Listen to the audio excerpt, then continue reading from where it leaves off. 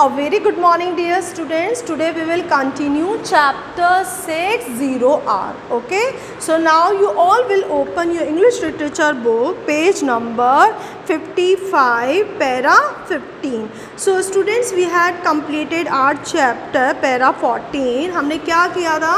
Actually Bobby he was pretending, वो थोड़ा सा pretend कर रहा था अपनी मदर के सामने, उस अपने टॉय जो था उसका रॉकेट टॉय उसके साथ में खेल रहा था ताकि उसकी जो मदर है थोड़ा सा इधर उधर देखे और वो एक्चुअली जो रियल रॉकेट है उसका वे फाइंड कर सके और वो वहाँ पर जा सके. So now we will continue from para 15. He went casually out through the back gate. अब वो क्या होता है कि बहुत ही कैजुअली वो जो उसका पीछे वाला गेट होता है वो वहाँ से जाता है एंड टर्न लेफ्ट और वहाँ से वो लेफ़्ट लेता है and kicking at pebbles as he sauntered. What is the meaning of sauntered? It means walked in a slow and relaxed way to appear casual. Sauntered का मतलब एक तरीके से होता है ना बहुत ही रिलैक्स और कैजुअल. इस तरीके से वो पेबल्स जो होते हैं छोटे छोटे जो स्टोन होते हैं उन पे कंकड़ पे ऐसे पैरों को मारते हुए से वो वहाँ से पीछे वाले गेट से जाता है. Trying to look as though he had no place to go. और वो कोशिश कर रहा था कि कोई भी ऐसा मतलब जगह मतलब कोई भी उसको ना देखे और वो एक्चुअली ऐसा रास्ते से जाए ताकि कोई उसको देख ना पाए.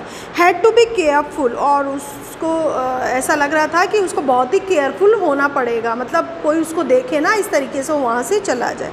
Did not want to bump into any of his friend today. Even वो आज किसी अपने फ्रेंड से बम यानी मिलना या भिड़ना भी नहीं चाहता था कि गलती से उसका कोई फ्रेंड आ जाए और उसे मिल जाए. होता ना जब आप किसी काम को करना चाहते हो, एक्साइटेड हो, कोई सीक्रेट हो, सरप्राइज हो, तो आपको लगता है कि कोई मुझसे आज टकराए ना, कोई मुझसे मिले ना. तो इवन वो अपने फ्रेंड से भी नहीं मिलना चाहता था.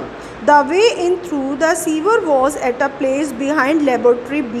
Actually laboratory जो B है उसके पीछे की साइड में वो सीवर का रास्ता था. There was a kind of an alley. What is the meaning of alley? It means a narrow street between और behind buildings. बिल्डिंग के पीछे और गली के बीच में एक जो नैरो सा जो रास्ता होता है उसको हम alley बोलते हैं. Okay. So there was a kind of alley there that nobody ever walked through, and then this round lid you could lift up and look under, and a ladder you could climb down. मतलब वहाँ पर एक laboratory B के पीछे एक sewer था, उसका laboratory के पीछे का जो पार्ट होता है ना वहाँ पर था वो सीवर. और there was a kind of an alley. वो एक छोटा सकड़ा सा रास्ता था, नैरो सा रास्ता था, पतला रास्ता था जहाँ पर कोई भी वॉक वगैरह ना कर सके, कोई ना आता जाता हो. And this round lid you could lift up. और वहाँ पर एक एक्चुअली लिड यानी जो कवर होता है उसका ढक्कन उस टाइप से हम बोल सकते हैं, तो वो वहाँ पर लगा हुआ था और जहाँ उस ढक्कन को उठा के आप देख सकते हो. And a ladder you could climb down. और वहाँ पर एक सीढ़ियाँ भी रखी हुई थी जहाँ से आप नीचे की साइड जा सकते हो. इस तरीके से देखो इस पिक्चर में दिखाया हुआ है ना कि एक सीवर एक ऐसा रास्ता बना हुआ है जहाँ पर लैडर भी हैं और नीचे की साइड तुम देख भी सकते हो उस लिड को हटाकर, ढक्कन को हटाकर, और सीढ़ियाँ हैं ताकि तुम नीचे जा सको. Bobby had not dared go down at first. पहले तो बॉबी को थोड़ी सी हिम्मत नहीं हुई थी जाने की वहाँ पर. But after thinking about it overnight, but वो पूरी रात भर उसके बारे में सोचता रहा. His curiosity had prevailed. What is the meaning of prevailed? It means successful took hold और ऑन ओवर हिज नर्वसनेस. अब थोड़ी उसकी जो नर्वसनेस थी वहाँ जाने से, वो थोड़ा सा जो हेजिटेट था, वो नर्वसनेस वो थोड़ी ख़त्म हो जाती है. And he had gone back and duck down into the lower level. What is the meaning of duck? Duck it means lower his head and body quickly. अब उसने जब पूरी रात भर सोचता रहा तो उसके बाद में वो वहाँ पर गया और उसके बाद में उसने थोड़ा सा वो झुककर नीचे की तरफ लोअर लेवल की तरफ वो गया. He called it a sewer. और उसने उसको क्या बोला? एक sewer. Because of sewer being underground, but this place was clean and had bunches of wires strung in every direction and faint little light you could see by. Actually वो जो रास्ता था उसको उसने सीवर दिया। सीवर क्यों दिया? क्योंकि वो एक्चुअली अंडरग्राउंड नीचे की साइड ही बने हुए रहते हैं, but it was not sewer. वो सीवर का नेम तो दिया लेकिन वो सीवर की तरह गंदा नाला नहीं था। It was too much clean, ये बहुत ही ज़्यादा क्लीन साफ़ सुथरा था। ऑब्वियसली साइंटिस्ट की प्लेस होगी तो क्लीन ही होगी, तो वो बहुत ही क्लीन थी। और वहाँ पर बहुत सारे बंचेस ऑफ वायर्स, बहुत सारे वायर्स थे, और हर जो वायर हैं वो इस तरीके से वो लटके हुए थे एक डायरेक्शन में। और वहाँ पर बहुत हल्की हल्की सी फेंट यानी हल्की हल्की सी वहाँ पर रोशनी भी थी जब वो वहाँ पर सीवर में देखा उसने। Then he found the big drum. What is the meaning of drum? It means a place from which planes or rocket take off. जहाँ प्लेन और रॉकेट टेक ऑफ होते हैं उस प्लेस को हम ड्रॉम बोलते हैं। ओके, सो उसने देखा कि वहाँ एक बहुत बड़ा ड्रॉम, तब जब वो सीवर में नीचे की तरफ गया लेडर से, तो उसने वहाँ बाहर क्या देखा? एक बहुत बड़ा एरिया था, एक ऐसी प्लेस थी जहाँ पर कि प्लेन और रॉकेट टेक ऑफ होते हैं, तब उसने वहाँ देखा। Where they were building the rocket, और जहाँ पर वो रॉकेट बन रहा था वो रॉकेट वहाँ रखा हुआ था। It was so sleek. What is the meaning of sleek? It mean smooth. वो बहुत ही ज़्यादा स्मूथ थी वो जगह, beautiful and shiny, and just stared at it up through the grating in the floor that was for air circulation और something.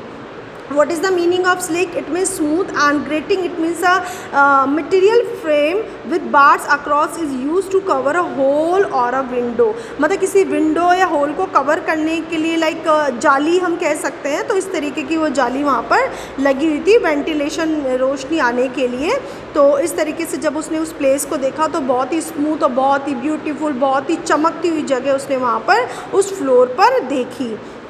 Then para 19, he did not know it was a moon rocket at first.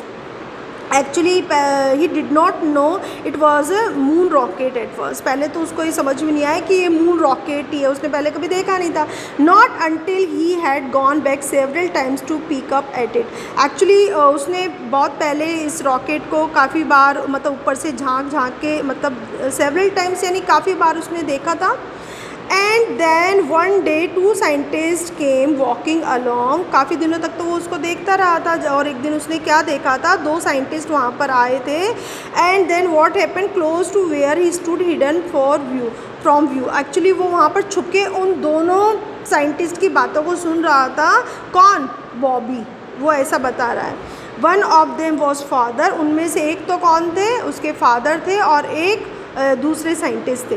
Bobby almost called out to him but he caught himself and just listen to them talking. Bobby actually अपने father को जब उसने देखा तो वो उनको बुलाना चाहता था, उनसे बोलना चाहता था, बट उसने ऐसा नहीं किया। Just listen to them talking, just उसने उनकी जो आपस में बात कर रहे थे उसके फादर और दूसरे साइंटिस्ट, उनकी बात को वो सुन रहा था।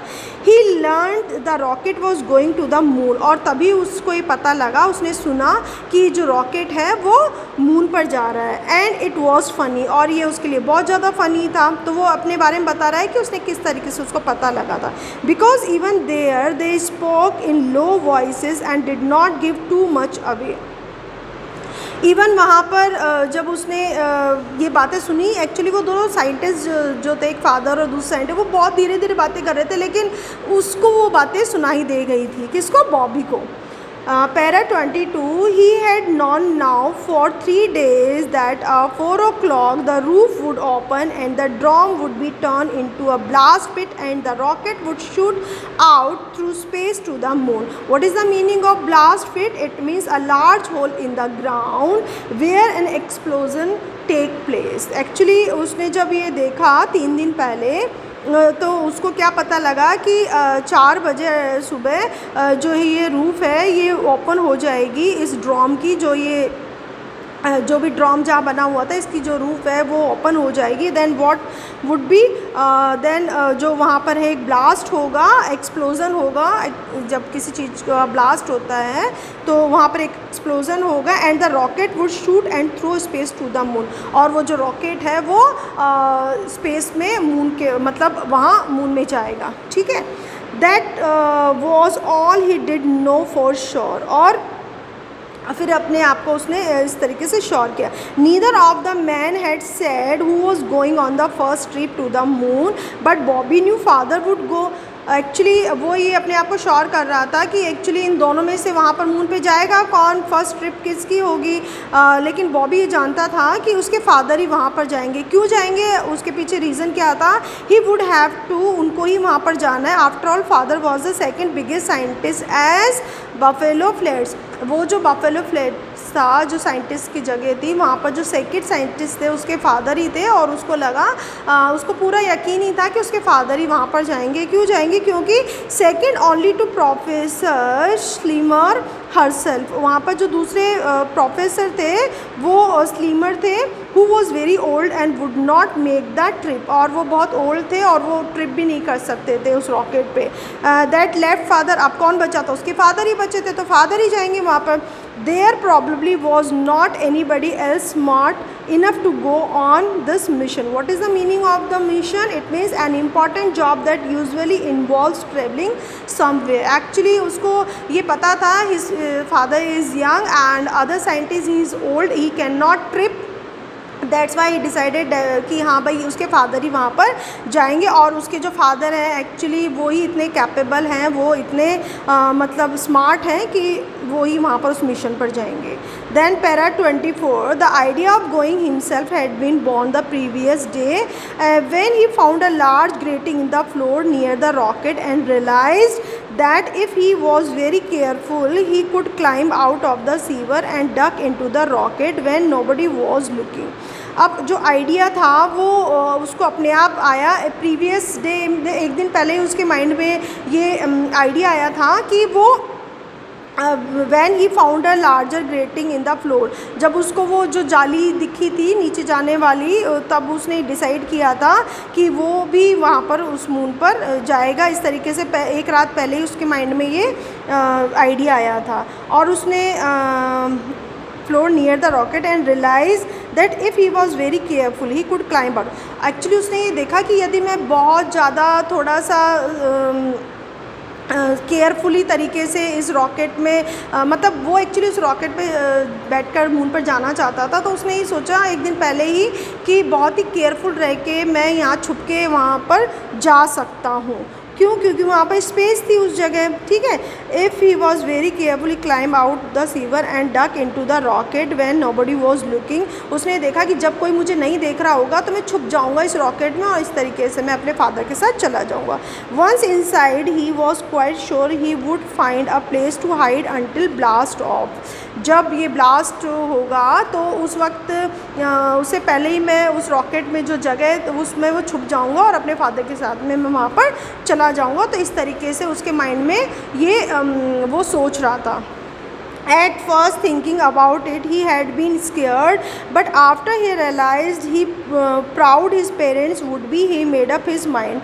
पहले जब वो ये सोच रहा था तो पहले तो वो थोड़ा सा स्केर्ड हो गया, डर गया, लेकिन फिर उसको एक ख्याल आया कि जब उसके फादर को पेरेंट्स को पता लगेगा कि मैं मून पे गया हूँ तो दे विल गेट हैप्पी, वो खुश हो जाएंगे। और इस तरीके से फिर उसने अपने माइंड को सेट कर लिया है कि yes definitely I will go with my father, मैं भी अपने फादर के साथ मून पर जाऊँगा।